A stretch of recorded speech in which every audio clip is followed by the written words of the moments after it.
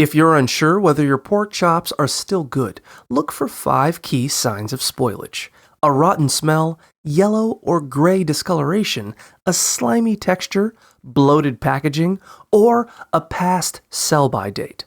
Fresh pork should have a pink hue, and any changes indicate it may be spoiled.